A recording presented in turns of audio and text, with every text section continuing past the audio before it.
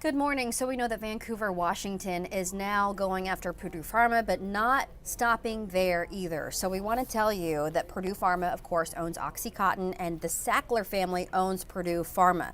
Vancouver filed a lawsuit against the Sacklers as well as several companies like Walgreens and Kroger, and the city is doing this under the RICO Act, which is racketeering at the federal level. Basically, organized crime here.